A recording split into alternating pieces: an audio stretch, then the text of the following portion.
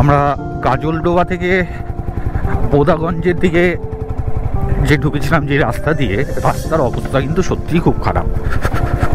ঠিকঠাক মতন আপনারা দেখতেই পাচ্ছেন বাইকের লাইটের আলোতে, খুব খারাপ রাস্তা। রাস্তা একদমই ভালো না, কোমর টোমর একেবারে যাচ্ছাটাই ধরে গেল। তবে মোটামুটি চলেই এসছি আমরা বোদাগঞ্জ মন্দিরের কাছাকাছি। ওখান থেকে যখন মন্দির থেকে বেরোবো, জলপাইগুড়ি রাস্তাটা যখন আমরা ধরবো, ডেঙ্গুয়াঝাড়ের রাস্তাটা, তো সেখানটার থেকে আর অতটা অসুবিধে হবে না। সপ্তশী ডান দিকে, ডান দিকে।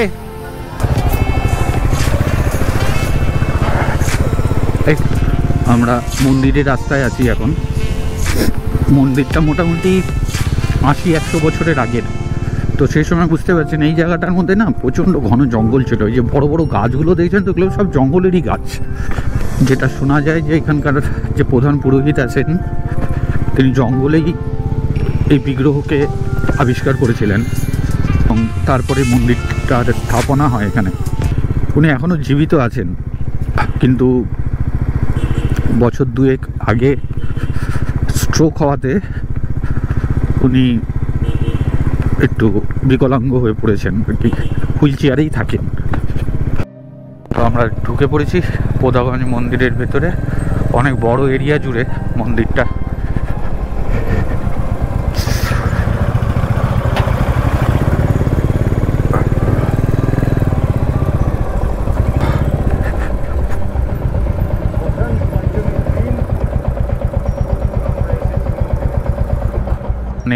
মন্দির, বোদাগঞ্জ মন্দির আমরা ঢুকে পড়েছি। তো জায়গাটা দেখুন, এখনো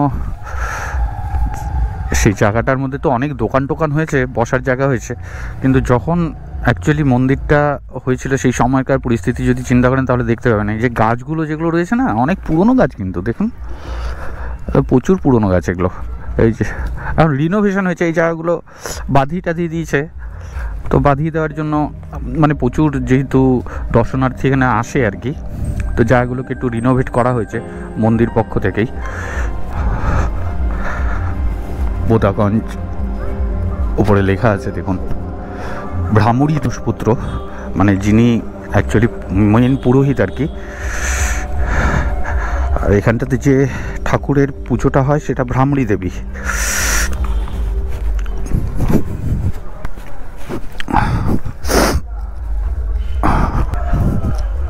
হচ্ছে আমাদের, আর এখানে দেখাই যাচ্ছে সব কিছু।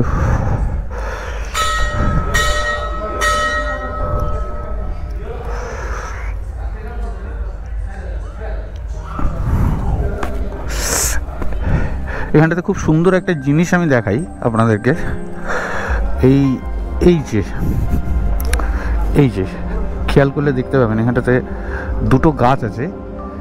এই গাছ দুটো কিন্তু নিচ থেকে আলাদা আলাদা হয়ে উঠলেও ওপরে গিয়ে কিন্তু দেখতে পাবেন, ওপরে গিয়ে কিন্তু গাছগুলো কিন্তু দুটো গাছই একসাথে কিন্তু মিশে গেছে। ঠিক আছে, হ্যাঁ, এটা অদ্ভুত একটা ব্যাপার। আর আপনারা দেখুন সোজা এই যে ভ্রামরী দেবীর যে মানুষপুত্র বলা হয় প্রধান পুরোহিত মশাই, তার ছবিটা আপনারা দেখতে পাচ্ছেন। উনি মাকে খাওয়াচ্ছেন। পাশেই লোকনাথ বাবার মূর্তি রয়েছে। আর এখন অন্ধকার হয়ে গেছে তাই দেখাতে পারলাম না। এই গাছটা যেটা আছে না, গাছের একটা কোটর রয়েছে, ওখানটাতে আপনার হচ্ছে দুটো পাখি মানে পেঁচা আর কি, ওটা সারা বছর ধরেই ওখানে থাকে। তো অন্ধকার হয়ে যাওয়ার জন্য আর আমি দেখাতে পারলাম না আপনাদেরকে। হয়েছে এই পার্টটা এক্সটেনশন হয়েছে, এই পার্টটা আগে ছিল না। এখানটাতে বিয়ে হচ্ছে দেখতে পাচ্ছেন, নতুন কনে আর বর একদম বিয়ে হলো। ঠাকুরমশাই বিয়ে করালেন ওনাদেরকে।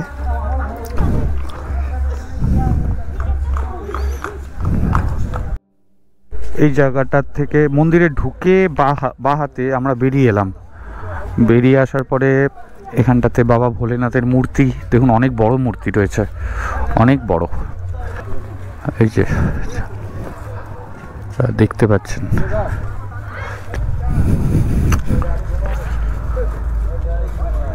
আমি এই মন্দিরে পুজো করি। আমার নাম হচ্ছে সুভাষ চক্রবর্তী। আচ্ছা, হ্যাঁ, এই মন্দিরের সম্পর্কে আমরা অনেক শুনেছি। হ্যাঁ, আমার অনেক দিনের অভিজ্ঞতা আছে এই একটু যদি মন্দিরের মধ্যে। এই মানে বাবা যিনি ছিলেন মানে সৃষ্টিকর্তা, উনি মানে আগে পিছন দিকে জঙ্গল ছিল, তো প্রচুর জঙ্গল ছিল, ওইখান থেকে উনি সাধনা করতে পারেন।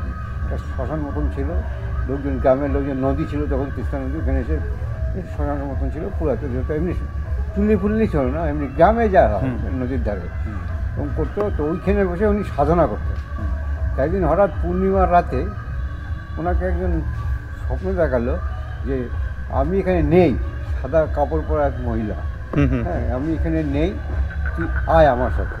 আচ্ছা, যেহেতু ওই দিনকে শ্মশান ছিল, একটু একটু ভয় পেয়েছিল বা কোনো কিছু ছিল, আসেনি। হ্যাঁ, ফের আবার ঠিক 1 মাস পরে পূর্ণিমা রাতে আবার ওই একই স্বপ্ন দেখে। তখন বললো, ঠিক আছে দেখি তো কি হয়।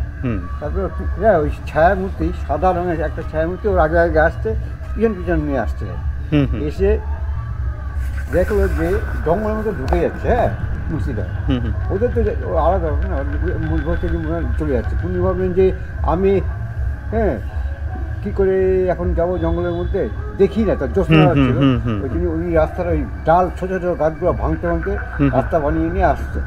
দেখেন তখন এইদিকে একটা ঘোড়া ছিল। হ্যাঁ, আচ্ছা, এখান থেকে গিয়ে নেমেছে, ওর নাম হচ্ছে মংলামণি। আচ্ছা, আর এই দিক দিয়ে একটা ছিল, ওর নাম হচ্ছে শ্রোতা। আচ্ছা, হ্যাঁ, শ্রোতা আর মংলামণি গিয়ে তিস্তা করেছিল এখানে। আচ্ছা, আচ্ছা, হচ্ছে তিস্রোতা। আচ্ছা, তো ওই পর্যন্ত এসে এবার জল ছিল, বললেন আর আমি এখানে দাঁড়াই। দেখে যে এইরকম জায়গাটা এসে বড় বড় গাছ ছিল, আরো গাছ ছিল, ওইখানে এসে মিলিয়ে গেল এটা। রাত্রে আর ইয়ে করেনি, উনি ঘুরে চলে গেছেন, গিয়ে ওখানে আবার ছিলেন। তারপরে সকাল হওয়ার পরে তো গেছেন একটু গ্রামের দিকে। গ্রামে কিছু লোককে বলাতে সবাই তো একটু উৎসাহী আছে না, চলেন, অনেক লোকজন আসলো ওনার সাথে সাথে, এসে ওখান দিয়ে ঢুকলো। ঢুকে তারপরে ঢোকার পরে উনি খোঁজাখুঁজি আর বলে সবাই মিলে। তারপরে দেখে যে এখানে তোরা গাছ আছে একটা, সবাই আসলো এই গাছের কাছে। এই এখন তো পাকা টাকা হয়েছে না, তখন জঙ্গল ছিল, কুয়ো মতন আছে আর কি। কিরকম কুয়ো ওইরকম জায়গায় এসে মিলিয়ে গেল, উনি দেখেছেন। তো ওইখানে একটু কুয়ো এখন নামবে কে, কিরকম কত দিয়ে আছে, কাদা আছে নদীর কিনারে না। তো উনি তখন গ্রামের লোকে বলছে যে আমরা বাঁশ নিয়ে আসি। উনি গ্রামের লোকরা যে চলে গেল, ওরা বাঁশ নিয়ে আসলো দুটো, এসে নামিয়ে দেখা গেলো না, বেশি ইয়ে না, গর্ত নেই, ডিপ নেই, কিন্তু একটু কাদা কাদা আছে, আর 1 মানুষের একটু বেশি হবে গর্ত। হ্যাঁ, তখন বললো তাহলে কে নামবে? তখন বাবা বলে আমি নামবো। নেমেছেন ওই বাঁধ ধরে ধরে। হ্যাঁ, দুজন উপর থেকে একটা বাঁশ নামিয়েছে শক্ত করে, উনি বাঁধ ধরে ধরে নেমেছেন। নেমে তারপরে ভিতরে খুঁজছে আর কি, হাত দিয়ে দিয়ে হঠাৎ পায়ে একটা শক্ত কিছু একটা লেগেছে। উনি ভাবলেন যে কি দেখি, হাত দিয়ে দেখে একটা পায়ের আকৃতি ছিল, বুঝলেন? আচ্ছা, আচ্ছা, আচ্ছা, গোলাপি রঙের, মানে আমরা দেখি সেটা গোলাপি আকৃতি, ওটা উনি ধরলেন। আচ্ছা, ধরে সবাইকে বলে এবার কি করবো আপনি? কেউ গামছা টামছা নিয়ে আসছিল, বলে কি আমি আমার গামছায় গিট দিচ্ছি, বলে না রশি লাগবে, আমিও এইটাকে ধরে তো আমাকে করতে হবে। তখন ওই গিয়ে আবার গিয়ে ওই বাজার থেকে রসি ফসি নিয়ে আসলো, বেঁধে উনি ওনার সাথে বেঁধে নিল, বেঁধে নিয়ে আস্তে আস্তে বাসে করে উঠলেন। উঠে তারপরে এসে এখান দিয়ে তিস্তা চলতে একদমই কিনার দিয়ে। আচ্ছা, আচ্ছা, তো এখান থেকে ওখানে নেমে জল দিয়ে ভালো করে ধুয়ে দেখে একটা পায়ের মতো।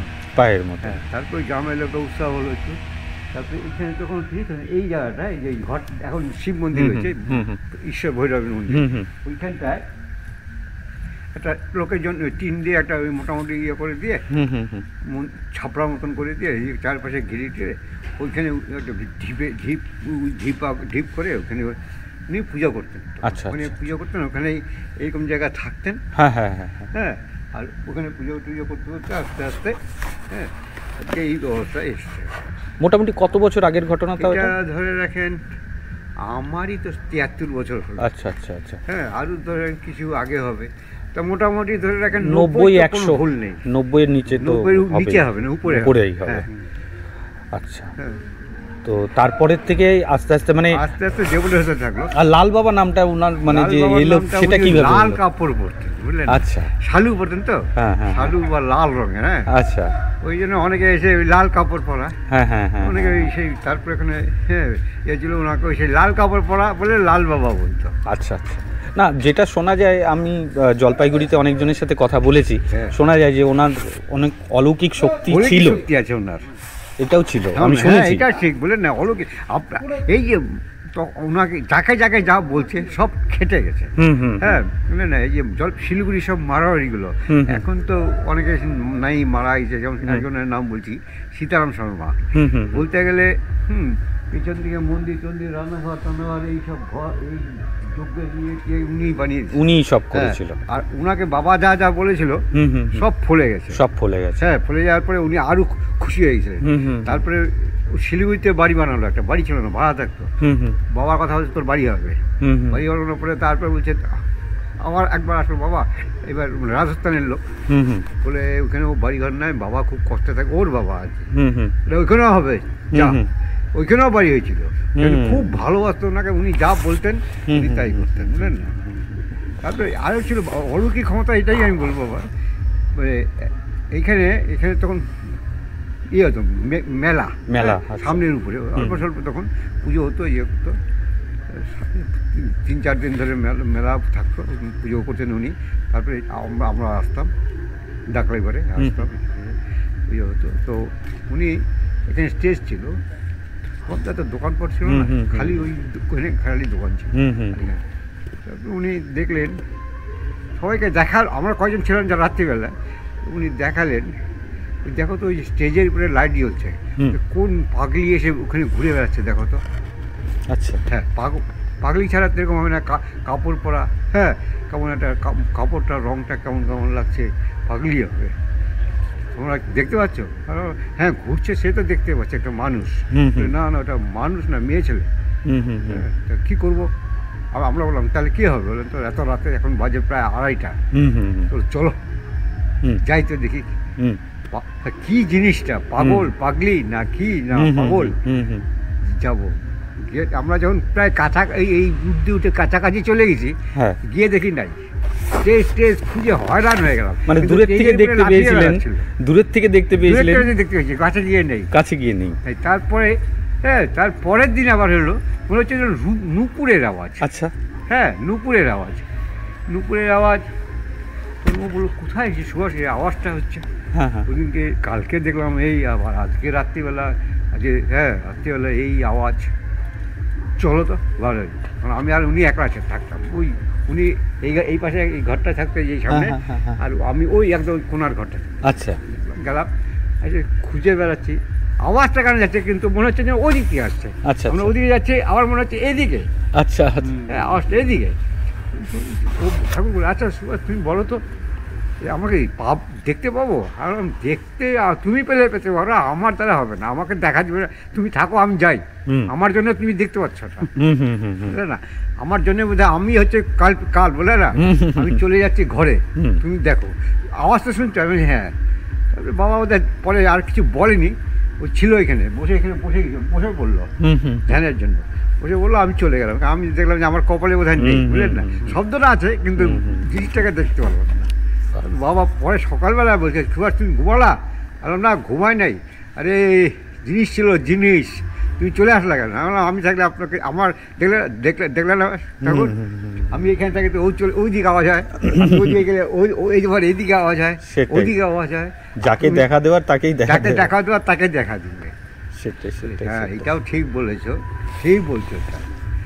আর এই জায়গাটার নাম 51 পিঠ। 51, হ্যাঁ, জায়গাটার নাম বোদাগঞ্জ। হ্যাঁ মানে বোদাগঞ্জে হ্যাঁ 51 পিঠে একটা পিঠ, এখানে মায়ের বাবা সত্যি ওই হুম, হুম, চণ্ডী। হুম, হুম, হুম, হুম। ওই গল্পটা আছে, এখানে যে মার নাম ভামুরি হলো, মায়ের নাম হচ্ছে ভামুরি এই কারণে হলো যে ওই মহাসুর নামে এক অসুর ছিল, আচ্ছা অত্যাচার খুব আরম্ভ করলো। হ্যাঁ, তখন দেবতারা যে সব বললেন মাকে, যে বলে কি ঠিক আছে দেখি, যা তোলা আসলো, এসে তখন দেখে ওই মহাসুর যুদ্ধ লাগলো, যখনই ও মনে হয় হেরে যাবে, তখনই ও ভ্রমরের রূপ নিয়ে ওর গুহার মধ্যে ঢুকে পড়ে। গেটটা হচ্ছে ভ্রমরের, আচ্ছা। ও ভ্রমরের রূপ নিয়ে ঢুকে পড়ে। মারতে পারে না। এরকম করতে করতে কয়েকবার হলো, তখন মা বললো না, কীভাবে তো আমাদের চলবে, এরকম মারতে হবে। তো দিব্যারামে বেঁচে যাচ্ছে, আবার যুদ্ধ করছে। তখন বললো ঠিক আছে। মাও তবে দলবল নিয়ে ও যখন ঢুকে মস্তি করছে, ও তো জানে আমাকে কেউ ঢুকতে পারবে না, মস্তি করছে, তখন মাও দলবল নিয়ে ভ্রমরের রূপ নিয়ে ঢুকলো, ঢুকে ওকে নিহত করলো, ইয়ে করে সংহার করে উনি আবার ইয়ে হলো। তখন মা বলেছিলেন যে আমি আবার পৃথিবীতে আসবো, আমার পুজো হবে, যেহেতু আমি ভ্রমর রূপ নিলাম সেহেতু আমি ভ্রামরী নাম নিয়ে আমি আবার পূজিত হব। ঠিক ঠিক ঠিক ঠিক, হ্যাঁ ঠিক আছে। তারপরে আপনার একটা এটা আমরা নিজেও চোখে ছিলাম তখন, শনিবার দিন। আচ্ছা, শনি মঙ্গলবার খুব হইচই হতো আর কি আগে, মঙ্গলবার শনিবার, হ্যাঁ ভক্তদের, হ্যাঁ হইচই তো একদিন হয়েছিল এইরকম বাৎসরিক পুজো আর কি। কতগুলো ডাক্তার, মানে মহিলা ডাক্তারি বলতে, কেউ লাস্ট ইয়ার, 5th ইয়ার, কেউ 4th ইয়ার, এরকমই 5 জন এসেছিলো, 4th আর 5th। ওখানে এসে ওরা দেখে বললো বাবা এটা তো পাথর, এটা আপনারা তো বুর্জুকি। বাবা বললো বুজরুকি বলে না, যাই বলেন, আপনারা তো বিজ্ঞানের লোক, হ্যাঁ আপনারা যাই বলেন, এখন সেটা তো আপনাদের ব্যাপার। তো বলে এই যে পাথর আপনি যাই দেখেন, পরীক্ষা করেন কি জিনিস। বলে আমরা হাত দিয়ে দেখি শক্ত। বলে যান না, দেখেন না, ওর ভেতরে যে অলৌকিক এরা আছে, ক্ষমতাটা ছিল ওনার। বলে যান দেখেন। তো যে বেশি 5th ইয়ারের মহিলা, ও বেশি বড় বড় কথা বলছে। বলো ঠিক আছে আমি আগে যাচ্ছি। সবাই বললো কারণ তুই ধরবি, আমি ধরবো না। করে ওরা 5 জনে গেল, গিয়ে উনি ধরলেন, বুঝলেন, আগে দেখে আসে বলছে শক্ত, এটা পাথরে। যখন হাত দিতেন ওনার হাতটা ঢুকে যাচ্ছে বলে ভেতরে। আচ্ছা, চিৎকার করে উঠছে, বুঝলেন। তখন ঠাকুর তখন আমি ঠাকুর বলছি আগে দৌড়া কী হলো দেখো, দেখে ওকে শান্ত করো, তুমি পারবা, আমি যাচ্ছি। দৌড়িয়ে গেলাম, গিয়ে কী হলো ম্যাডাম? বলে আমাকে তাড়াতাড়ি বাঁচান, আমাকে বাবা কোথায়, আমাকে বাঁচান, হাতটা ঢুকে যাচ্ছে আমার ভেতরে, একদম তুলতুলা, হ্যাঁ ঢুকে যাচ্ছে হাতে। আমি সাথে সাথে ওনার হাতটা ধরলাম। বাবা বলে টান টান সুভাষ টান, হ্যাঁ টানলে ও বেরিয়ে আসবে। টানলাম, ঠাকুর চলে আসলেন বাবা। কী হলো মা? বলে না এটা পাথর না। হ্যাঁ ঠিক আছে বাবা, আপনার তো মেলা চলছে, হ্যাঁ আপনার এখানে ভান্ডারি বলছিলেন, কত লাগবে? বাবা বলছে যা ইচ্ছা, 1 বস্তা চাল, 1 বস্তা ডাল, একটু তেল হলে আমার হয়ে যাবে, আমার চাহিদা নাই আমার। ও তখন ছোট ওই গাড়িগুলো আছে না, 1 গাড়ি চাল, আর একটা গাড়িতে তেল, ডাল, ঘি, সবজি, 2টো গাড়ি পাঠিয়ে দিচ্ছে ওরা। এসে নিজেরা এসেছিল, ওই যে বাবা এই ভান্ডারি দেওয়ার জন্য আমরা আবার দিয়ে গেলাম, না এখানে কিছু আছে বাবা। যাই হোক, অনেক ধন্যবাদ আপনাকে। আপনার কাছ থেকে এত ঐতিহাসিক ঘটনাগুলো যেরকমভাবে আপনি বিশ্লেষণ করে বললেন, আমরা খুব উপকৃত হলাম। আর একটা আছে আপনার, সেটা হচ্ছে ইসলামপুরের কালো কাপড় পরতো। আচ্ছা, 9-10 জন ছিল, আসতো ঠিক পূর্ণিমারাতে আসতো, কিন্তু ওরা ওই পুজো উপলক্ষে বা কোনো ওরা এসে এখানে হয়। তারপর ওরা বললো বাবাকে বললো বলি দিব আমরা। তখন বাবা বলছে না, বলি তো এখানে আমার চলবে না। তোরা বলছে আমরা তো বলি দিব, জোড়া পাঠা আমরা বলি দিব। তখন বলছে বলি তো চলবে না, আপনারা বাইরে দেন, ওখানে শ্মশানে চলেন, ওখানে কালী পুজো, ওখানে মায়ের ওখানে বলি দেন। না আমরা স্বপ্ন দেখি এখানে দিব। বলছে দেখেন তাহলে। ওরাই সব কিছু নিয়ে আসছে, তান্ত্রিক ফান্ত্রিক নিয়ে এসছে, বুঝলেন, পুজো বসলো, হ্যাঁ তান্ত্রিক মধ্যে পুজো করছিল। তারপরে বলির সময় হয়ে আসলো, 3টে বাজে, বলি সব। তখন তো এত পাকা টাকা ছিল না, বারান্দাটা কাছে ছিল, ওখানে একটা ভর্তুকি গাছ ছিল। আচ্ছা, তখন ওরা ওই একটা খুঁড়ে বসিয়েছে, ফাড়ি কাঠ বসানো হয়ে গেছে, সব কিছু তোমার নিয়ে আয়। এইখানে কিন্তু গাড়ির সাথে বাঁধা ছিল। আচ্ছা, 2টো জিপ নিয়ে এসেছিল, জিপ গাড়ি ছিল, পিছন দিকে জিপ গাড়িটা জ্বালিয়ে দিল। আচ্ছা, কিন্তু পাঠা 2টো আর খুঁজে পেল না। আচ্ছা, সব ওরা ওই গাড়িটাকে, হ্যাঁ তারপর ওই গাড়িটাকে ঘুরালো, ঘুরিয়ে আলো চারিদিকে আলো দিচ্ছে, পাঠা আর নাই, খুঁজে পেল না। হ্যাঁ বুঝলেন না, খুঁজে পেল না। তারপরে ওই করতে করতে সকাল ভোর হয়ে গেল, বলি হলো না। তা ভোর যখন হলো সবাই দেখছে পাঠা দুটো গাড়ির সাথেই বাঁধা আছে, গাড়ির ভিতরে আছে বাঁধা আছে। পালোরা আমরা আবার দেবো, এসছে সব ঠিকঠাক। ওদিকে পাঠা দুটো ধরে রেখেছিল, আচ্ছা, ওদের লোক হ্যাঁ, দুটো পাঠা দুজন ধরে রেখেছে। বলি হবে হাড়ি কাটে দিয়ে দিয়েছে মাথা। হ্যাঁ, যে বলি দেয় সে একদম জয়ের টাওয়ারা বলে উঠেছে, নামে না আট আরে এইভাবে উঠিয়েছে, সবাই দেখতে পাচ্ছি। লোকটা খেপে বারে দে নামা, ও তো আর ও কোনো হ্যাঁ তো নেই চেয়ে তো নেই, এরকম করে যে দাঁড়িয়ে আছে, দাঁড়িয়ে আছে, মায়ের দিকে তাকে এরকমই আছে। তারপরে আমরা তো অবাক হয়ে গেছে। তখন এখানে একজন এই গ্রামের একজন ইয়ে ছিল, ধৈর্য আর ইপেন বলে, হ্যাঁ, ও বলছে শিবা ঠাকুর দেখছো মা নাই, বলে ঠাকুর বলছে কে বলে নাই, আমি তো দেখতে পাচ্ছি ঘুরে বেড়াচ্ছে মা। বাবা বলছেন আমি যদি তোরা দেখছিস না, বলছে আমাদের ভাগ্য নাই বাবা। তারপরে যে তন্ত্র মধ্যে পুজো করে সে দাদু খাইল খানিকটা, খাইয়ে কিলে তোকে যে বলছি হাত নামে বলি দে হেঁটে থেকে ওকে ঠেলা দিল, পড়ে গেল। হ্যাঁ হ্যাঁ, এই হইতে সব ভোর হয়ে গেল, আবার হলো না। তারপরে বলছে আমরা আর আসবো না, আর আসেনি। বাহ বাহ। তো এটা এই অন্নপূর্ণার এটা অন্নপূর্ণা মন্দির বছরখানিক হয়েছে, দেড়-দুয়েক হচ্ছে, এই মানে শুরু হতে আর কি। এখন পুজো হয় বছর। লাল বাবার শরীর কেমন আছে? ওনার তো প্যারালাইসিস এখন ওরকমই আছে, চলাফেরা কথা বলা সব বন্ধ। আচ্ছা আচ্ছা, পুজো আচ্ছাদি তো বোধহয় করতে পারে না। হ্যাঁ না, আর কিচ্ছু পারে না, কথা বলতে পারে না। তো 5 বার স্ট্রোক হয়েছে না। সেটাই, হ্যাঁ সেটাই। উনি এখন কোথায়? ওই ঘরটায়, রাস্তার ওই ঘরটা। ঠিক আছে, ওনার সাথে তো আর দেখা হলো না। সকাল হলে হয়তো একটুখানি রোড টোড তাপাতে বেরোয়, রোদটা নিয়ে বার করে আর কি, দেখা যাবে শুয়ে আছে যদি মনে করেন। হ্যাঁ চলেন যাই, দেখতে হবে, মানে দেখতে হবে কথা তো এখন যদি ঘুমিয়ে থাকে ফালতু আমাদের তারা ঘুমিয়ে আছে বা চুপচাপ আছে, দরকার নেই। আমরা দিনের বেলা যদি আসি, হ্যাঁ দিনের বেলা আসলে, হ্যাঁ আমরা মাঝে মাঝেই আসি। হ্যাঁ দিনের বেলা আসলে এখানে বসানো হয়, তো হুইল চেয়ারে করে উঠিয়ে নিয়ে দেখাশোনার লোক আছে, হুইল চেয়ারে করে নিয়ে এখানে বসা রোদ্রের মধ্যে। মানে কথাবার্তা কি বলতে পারে না? সেটা কথাবার্তা বলতে পারলে চলাফেরা হবে।